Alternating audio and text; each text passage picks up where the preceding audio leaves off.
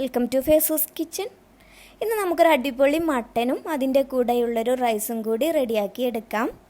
പെരുന്നാളൊക്കെ അല്ലേ, അപ്പോൾ പെരുന്നാളിനൊക്കെ പറ്റിയിട്ടുള്ളൊരു അടിപൊളി റൈസാണ്. അപ്പോൾ നമുക്കിത് ഉണ്ടാക്കുന്നത് നോക്കാം. ആദ്യം മട്ടൻ ഒരു 5 മിനിറ്റോളം തിളപ്പിച്ചെടുക്കുന്നുണ്ട്. ഒരു 3/4 കിലോ മട്ടനാണ് ഞാൻ എടുത്തിട്ടുള്ളത്. എല്ലോട് കൂടിയിട്ടുള്ള മട്ടനാണെങ്കിൽ അതാണ് ഒന്നുകൂടി നല്ലത്. ഇതിലേക്ക് ആവശ്യത്തിനുള്ള വെള്ളം ഒഴിക്കാം.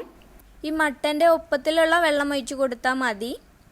പിന്നെ ഒരു 1/2 ടീസ്പൂൺ കറുവപ്പട്ട പൊടിച്ചത്, 3 ബേ ലീഫ്, 2 ടീസ്പൂൺ വിനെഗർ ഇതുകൂടി ചേർത്തിട്ടൊന്ന് മിക്സ് ചെയ്യാം. ഇനി നമുക്കിതൊന്ന് തിളപ്പിച്ചെടുക്കണം.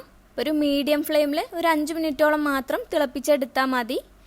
ഞാൻ ഇത് അടച്ചു വെച്ച് കൊടുക്കുന്നുണ്ട്.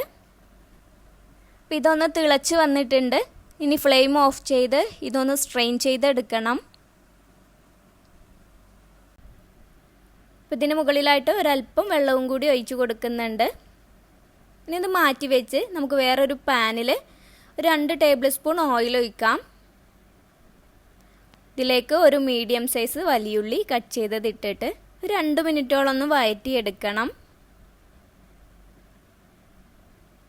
1 ടീസ്പൂൺ ഇഞ്ചി വെളുത്തുള്ളി പേസ്റ്റ് കൂടി ഇട്ട് കൊടുക്കാം.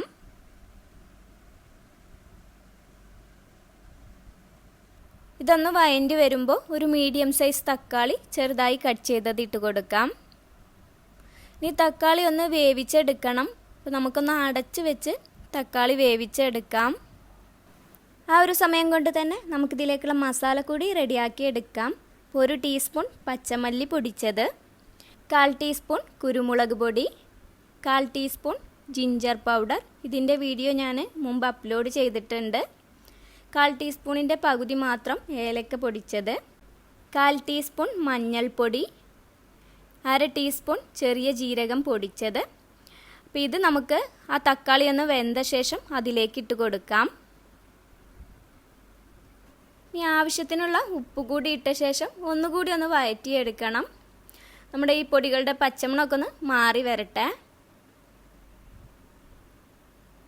ഇനി നമ്മൾ നേരത്തെ തിളപ്പിച്ച് വെച്ചിട്ടുണ്ടായിരുന്ന ആ മട്ടൻ്റെ പീസ് കൂടി ഇട്ട് കൊടുക്കാം. ഇതിൻ്റെ കൂടെ ഞാൻ ചെറിയൊരു നെയ്യിൻ്റെ പീസ് കൂടി ഇട്ട് കൊടുക്കുന്നുണ്ട്. ഉണ്ടെങ്കിൽ ഇട്ട് കൊടുത്താൽ മതി. ചിലരൊക്കെ ഒഴിവാക്കാറുള്ളതാണ്. അപ്പോൾ നിങ്ങൾക്ക് വേണമെങ്കിൽ ഇട്ട് കൊടുത്താൽ മതി. ഉണ്ടെങ്കിൽ ഒന്നുകൂടി ടേസ്റ്റ് ആയിരിക്കും. അപ്പോൾ ഞാൻ ഒന്ന് തിളച്ച ശേഷം അതെടുത്ത് കളയും. ഇനി ഞാനിതിലേക്ക് 4 കപ്പ് വെള്ളവും കൂടി ഒഴിക്കുന്നുണ്ട്. 2 ലിറ്റർ വെള്ളം, 2 കപ്പ് അരിയാണ് എടുക്കുന്നത്. അപ്പോൾ നമുക്കിത് അടച്ച് വെച്ച് ഒരു 2 മണിക്കൂർ ലോ ഫ്ലെയിമിലൊന്ന് വേവിച്ചെടുക്കാം. അതൊന്ന് വെന്ത് വരുന്ന സമയമാകുമ്പോഴേക്ക് നമുക്കൊരു 2 ഉരുളക്കിഴങ്ങ് ഇതുപോലെ ക്യൂബ്സാക്കി കട്ട് ചെയ്ത് വെച്ചിട്ടുണ്ട്. ഇതൊന്ന് ഫ്രൈ ചെയ്തെടുക്കണം. ഒരുപാട് അങ്ങ് ഫ്രൈ ചെയ്യണ്ട, ചെറുതായി ഒന്ന് ഫ്രൈ ആയി കിട്ടിയാൽ മാത്രം മതി. അപ്പോൾ ഇതൊന്ന് ഫ്രൈ ആയി കിട്ടിയിട്ടുണ്ട്. അപ്പോൾ ഇത്ര മതി. പിന്നെ നമ്മൾ റൈസ് വേവിച്ചെടുക്കുമ്പോൾ അതിൻ്റെ കൂടെ ഒന്നുകൂടി വേവിച്ചെടുക്കാനുള്ളതാണ്.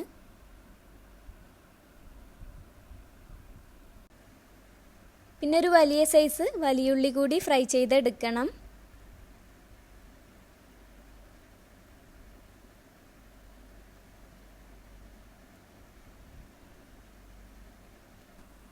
അപ്പോൾ നമ്മൾ മട്ടന് 2 മണിക്കൂറോളം വേവിച്ചെടുത്തിട്ടുണ്ടായിരുന്നു. കണ്ടോ, വെള്ളമൊക്കെ വറ്റി നന്നായി വെന്ത് വന്നിട്ടുണ്ട്. അപ്പോൾ ഇതിലെ മട്ടൻ്റെ പീസ് നമുക്ക് എടുത്ത് മാറ്റാം. ചെറിയ തീയിൽ കുറച്ച് കൂടുതൽ സമയം കിടന്ന് വേവുമ്പോൾ ഒന്നുകൂടി ടേസ്റ്റ് ആയിരിക്കും. ഇനി നമുക്ക് ഈ മട്ടൻ ഒന്ന് ഗ്രിൽ ചെയ്തെടുക്കണം. അപ്പോൾ ഇതൊന്ന് മാറ്റി വെച്ചിട്ട് നമുക്ക് ഇതിലോട്ട് നമ്മൾ ഫ്രൈ ചെയ്ത് വെച്ചിട്ടുണ്ടായിരുന്ന ആ ഉരുളക്കിഴങ്ങ് ഇട്ട് കൊടുക്കാം. ഇനി ഇതിലേക്കൊരു 3 പീസ് കറുവപ്പട്ട, 6 പീസ് ഏലക്ക, 6 പീസ് ഗ്രാമ്പു, പിന്നെ ഒരു 1/2 ടീസ്പൂൺ ചെറിയ ജീരകം ഇത് കൂടി ഇട്ടിട്ടൊന്ന് മിക്സ് ചെയ്തെടുക്കാം. ഫ്രൈ ചെയ്ത് വെച്ചിട്ടുണ്ടായിരുന്ന ആ ഉള്ളിയിൽ നിന്ന് കുറച്ചിട്ട് കൊടുക്കാം. കുറച്ച് നമ്മൾ ഗാർണിഷിന് വേണ്ടി മാറ്റി വെച്ചിട്ടുണ്ട്. പിന്നെ ഒരു 2 കപ്പ് അരി. ഇത് ഞാൻ 1 മണിക്കൂർ സോക്ക് ചെയ്ത് വെച്ചിട്ടുണ്ടായിരുന്നു. ഇപ്പോൾ വെള്ളമൊക്കെ കളഞ്ഞെടുത്തിട്ടുള്ളതാണ്. ഞാനിപ്പോൾ സെല്ല ബസ്മതി റൈസാണ് കേട്ടോ യൂസ് ചെയ്തിട്ടുള്ളത്. അപ്പോൾ ഈ അരി ഇട്ടിട്ട് ഇതിൽ മിക്സ് ചെയ്യേണ്ട, നമുക്കിതൊന്ന് ഇതുപോലെ ഒന്ന് ലെവൽ ചെയ്ത് കൊടുത്താൽ മതി.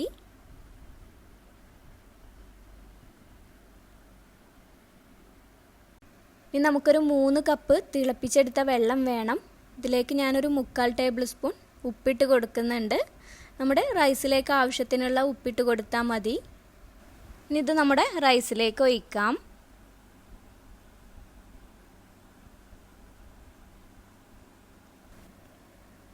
ഇനി ഇതൊരു ഫോയിൽ പേപ്പർ വെച്ചിട്ട് കവർ ചെയ്ത ശേഷം ഒരു 10 മിനിറ്റ് ലോ ഫ്ലെയിമിലൊന്ന് വേവിച്ചെടുക്കാം.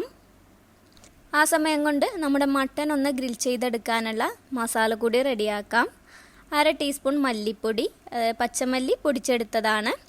1/4 ടീസ്പൂൺ മഞ്ഞൾപ്പൊടി, 1/4 ടീസ്പൂണിൻ്റെ പകുതി മാത്രം കറുവപ്പട്ട പൊടിച്ചത്, 1/2 teaspoon soya sauce, oil 1 table spoon. ഇതെല്ലാം കൂടി ഒന്ന് മിക്സ് ചെയ്തെടുത്ത ശേഷം നമുക്ക് ആ മട്ടനിലൊന്ന് തേച്ച് കൊടുക്കാം. ഇപ്പം മട്ടന് ഞാൻ ഗ്രിൽ ചെയ്തെടുക്കുകയാണ് ചെയ്യുന്നത് ഓവനിൽ വെച്ചിട്ട്. അപ്പോൾ ഓവനില്ലാത്തവരാണെങ്കിൽ തവ ഫ്രൈ ചെയ്തെടുത്താലും മതി. അപ്പോൾ 2 സൈഡും നമുക്കൊന്ന് തിരിച്ചിട്ടിട്ട് ഈ മസാല എല്ലായിടത്തും ഒന്ന് ബ്രഷ് ചെയ്ത് കൊടുക്കാം. ഇനി ഇതൊന്ന് ഗ്രിൽ ചെയ്തെടുക്കാം. നമ്മുടെ റൈസ് ഇപ്പോൾ ഒരു 10 മിനിറ്റോളം നമ്മൾ വേവിച്ചെടുത്തിട്ടുണ്ട്. ഇതിലേക്ക് ഇനി ഒരു 1/4 കപ്പ് ഉണക്കമുന്തിരി കൂടി ഇട്ട് കൊടുക്കാം. അത് ഞാൻ ഈ റൈസ് വെച്ചിട്ടൊന്ന് കവർ ചെയ്തെടുക്കുന്നുണ്ട്. ഫ്രൈ ചെയ്യാത്ത ഉണക്കമുന്തിരിയാണ്. പിന്നെ ഒരല്പം യെല്ലോ ഫുഡ് കളർ ഒന്ന് ആക്കി കൊടുക്കാം. ഇത് ഞാൻ യെല്ലോ ഫുഡ് കളറിൽ ഒരല്പം വെള്ളവും കൂടി മിക്സ് ചെയ്ത് വെച്ചിട്ടുള്ളതാണ്. പിന്നെ 1 ടേബിൾ സ്പൂൺ നെയ്യ് ഇത് കൂടി ഇട്ട ശേഷം നമുക്ക് വീണ്ടും ഫോയിൽ പേപ്പർ വെച്ചിട്ട് കവർ ചെയ്ത ശേഷം ഒരു 15 മിനിറ്റ് കൂടി ലോ ഫ്ലെയിമിലൊന്ന് വേവിച്ചെടുക്കണം. ഇപ്പോൾ ആ റൈസ് വെള്ളമൊക്കെ വറ്റിയിട്ട് ഫുള്ളായിട്ട് അങ്ങ് വെന്ത് വന്നിട്ടൊന്നുമില്ല. അപ്പോൾ നമുക്കൊരു 15 മിനിറ്റ് കൂടി ലോ ഫ്ലെയിമിലൊന്ന് വേവിച്ചെടുക്കണം. അപ്പോൾ നമ്മുടെ റൈസൊക്കെ ഇവിടെ റെഡി ആയിട്ടുണ്ട്. നമുക്കൊന്ന് നോക്കാം. നല്ല സ്മെല്ലൊക്കെ വരുന്നുണ്ട് കേട്ടോ. നമുക്ക് ആദ്യം ഇതിൽ ആ റൈസിൻസ് ഉണ്ടല്ലോ അതൊരല്പം മാറ്റി വെക്കാം. നമുക്ക് ഡെക്കറേഷന് വേണ്ടി യൂസ് ചെയ്യാൻ വേണ്ടിയിട്ടാണ്. റൈസൊക്കെ വെള്ളമൊക്കെ വറ്റി നന്നായിട്ട് വെന്ത് വന്നിട്ടുണ്ട്. ഒന്നും ഒട്ടി പിടിക്കാതെ നല്ല അടിപൊളിയായിട്ട് കിട്ടിയിട്ടുണ്ട്. കണ്ടോ?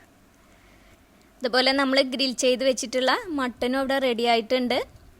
അപ്പോൾ ഇനി നമുക്ക് ചൂടോടെ തന്നെ സെർവ് ചെയ്യാം. അപ്പം നല്ല ടേസ്റ്റി ആയിട്ടുള്ള ഗ്രിൽ ചെയ്തിട്ടുള്ള മട്ടനും റൈസുമാണ്. ഈ മട്ടൻ ഒന്ന് വേവിച്ചെടുക്കാനുള്ള ടൈം മാത്രം വരുന്നുള്ളൂ. അപ്പോൾ എല്ലാവരും ട്രൈ ചെയ്തിട്ട് അഭിപ്രായം പറയാൻ മറക്കരുത്. അപ്പോൾ നമുക്ക് അടുത്തൊരു അടിപൊളി വീഡിയോയുമായി വീണ്ടും കാണാം. താങ്ക്